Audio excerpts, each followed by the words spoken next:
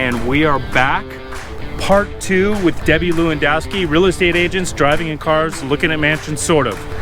And like last episode, we don't have a mansion, but we have a fantastic guest, and we have a mediocre car. This is the first time, this is history on the show, that I've had to use my car, but more importantly, these last 2 episodes, part 1 and part 2, which part 2 is today, is about Debbie Lewandowski. So today, we're gonna hear about how she coaches agents who do hundreds of millions of dollars and how they run their team. So since this is the car part of the show, I can tell you, this is my car. It's a 2017 GMC Yukon SLT, so it's the big boy. We call it the Black Beast, and it's like a condo on wheels. All the kids fit in there. We go everywhere, and they all have their own space. It's that big, so I won't go into too much depth about it, but I will tell you, I like the car. It's comfortable. The negative is, I think one gas station in LA about a month ago hit $6 a gallon. Right now it's about $4, so yeah, that part doesn't make me happy. But today's guest makes me happy, and Debbie Lewandowski is a champ. So I'm gonna grab her, we're gonna take a ride in my car and talk about coaching. And here we are, back.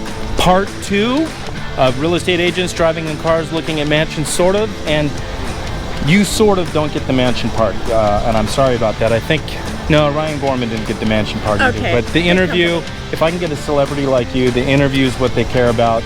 Sorry guys, if you're looking for a $9 million mansion, that was the last episode. But this is Debbie Lewandowski.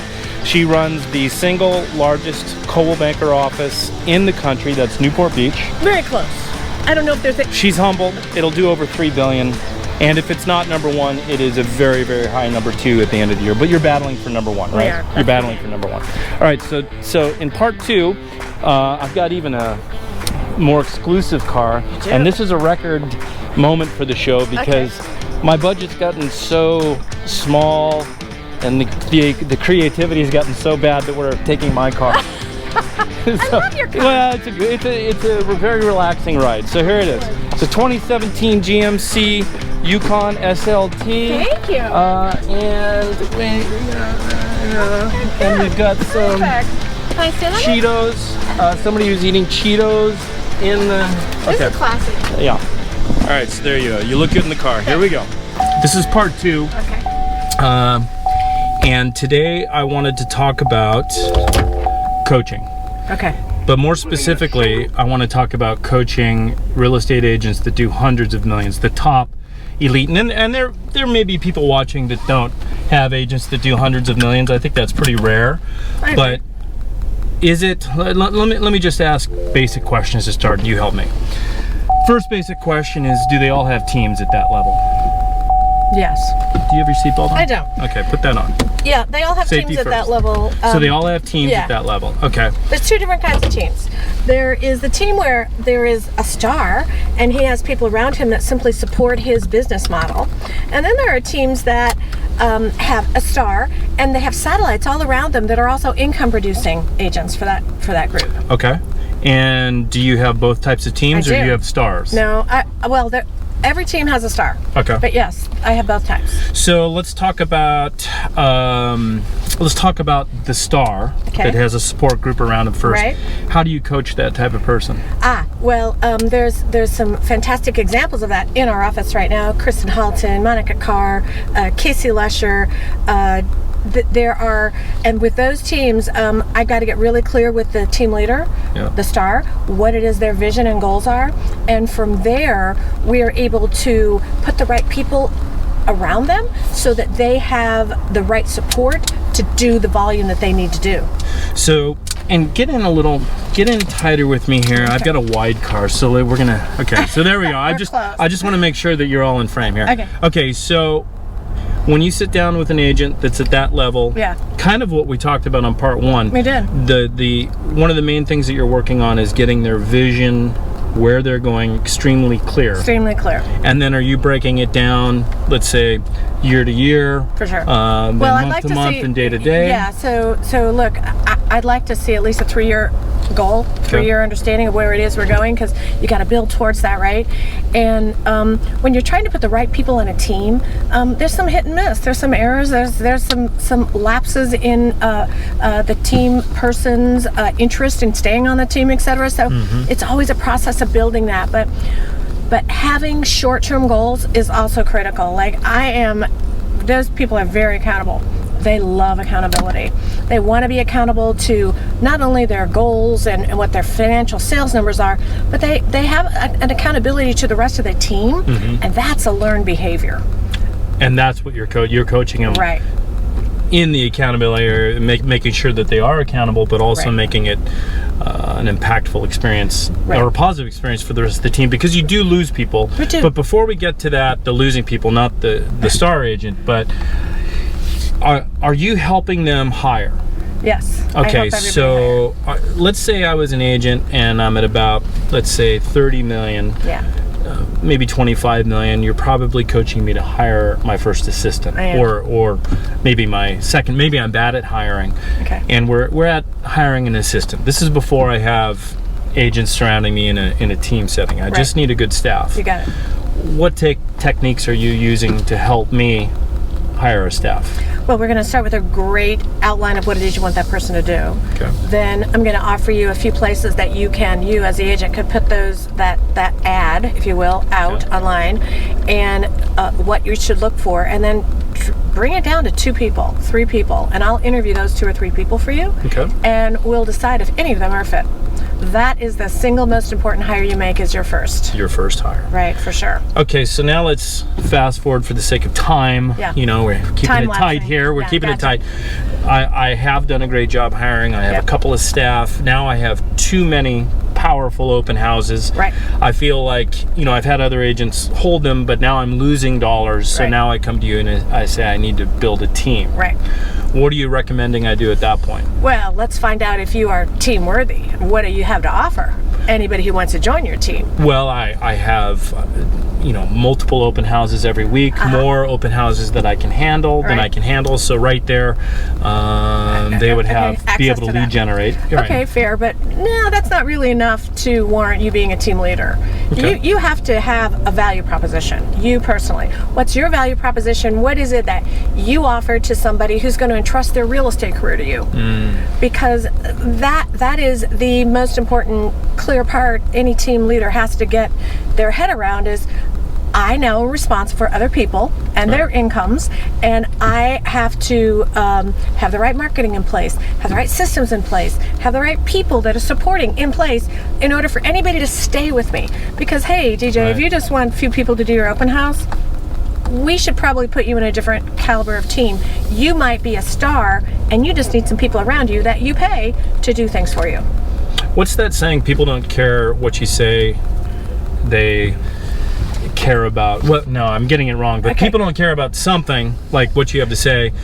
They care about how you make them feel. How you make them feel. Right. So you're starting from the place of longevity on the team and training the leader. Right. How to be essentially, this isn't about you. Right. Because if it's about you, it should be you and a staff. That's right. If you're going to bring other people that are, sending their kids to college and they have lives and they need, to have successful careers, you need to coach that leader into figuring out how to truly care about those people being successful. Right, and to have all the right strategies in place to do that. And that's where I come in. Yeah. Because I'm going to coach that team leader and that team so that they all win. That's phenomenal. So do you use personality profiles, anything like that additionally? Which you use the color code? I use the color code, and we all use DISC now. So. Okay, DISC color code. Yeah. So that was what happened there? Well, what happened to my nose right there? The loss of your beard. I don't know what's happening.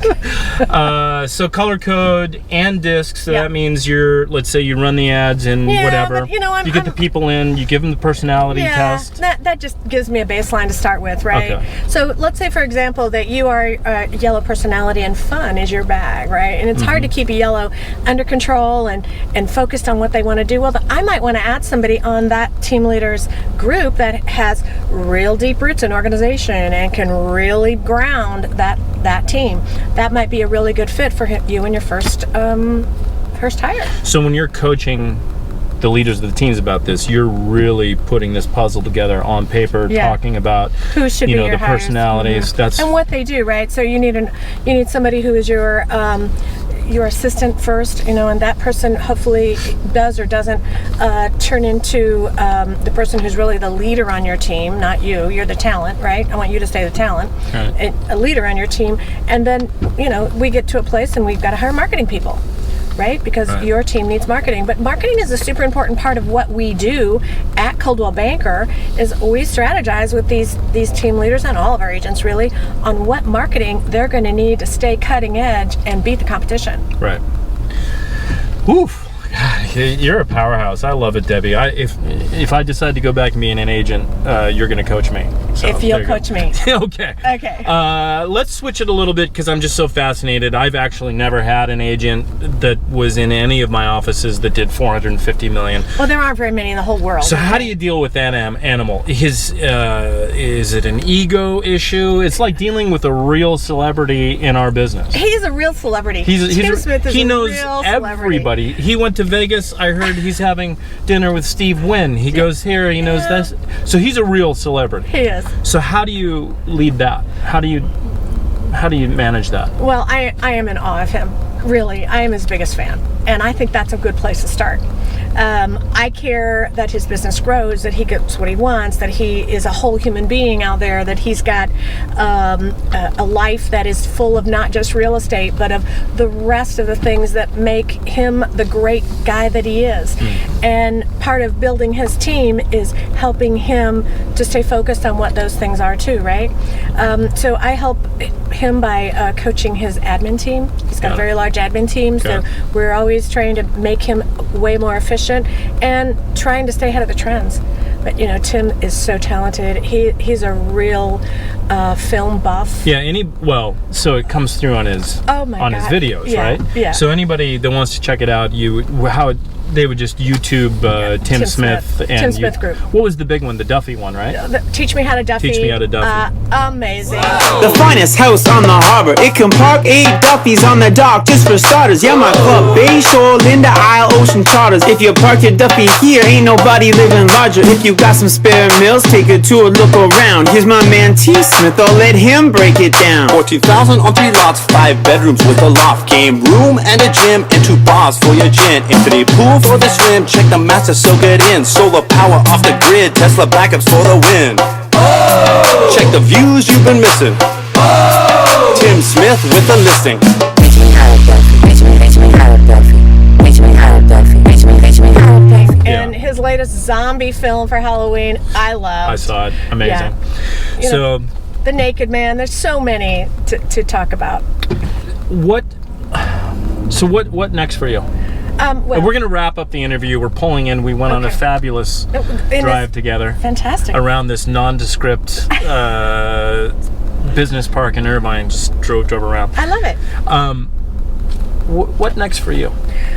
Well, I have big goals and dreams for the office still. I love my job and I love everybody that I'm working with, and most importantly, I'm super energized about where we are, where we've been, and there's so much more to do, right? Yep. The market's changing, the business is changing. Shoot, we're now giving people money to revitalize their homes, and I think we're going to be in a position where one day, we are in control of the entire process, including purchasing a client's home if he wants to do that. So I think the business is in for a lot of big changes, and I want to be at the top of the game for that. Oh, Debbie. Oh, Debbie Lewandowski, you inspire me every time. I love it. Thank you so much. I probably have, maybe like 9 more interviews with you in my head of things I want to figure out. Let's do it. It wasn't enough time, but I think they'll get a tidbit of what you're about. And online, if somebody wanted to look you up, where would they? What would they do? Oh, go to YouTube and look at my videos where you can see the Debbie Lewandowski show. I love it. Yeah. All right. Thanks. Well, one more hug. You bet. That concludes part 2. Hope you guys enjoyed. That's a superstar. Thank you so much, Debbie. It's like a condo on wheels. All the kids fit in there. We go everywhere, and they all have their own space. It's that big. So I won't go into too much depth about it, but I will tell you, I like the car. It's comfortable. The negative is, I think one gas station in LA about a month ago hit 1 billion.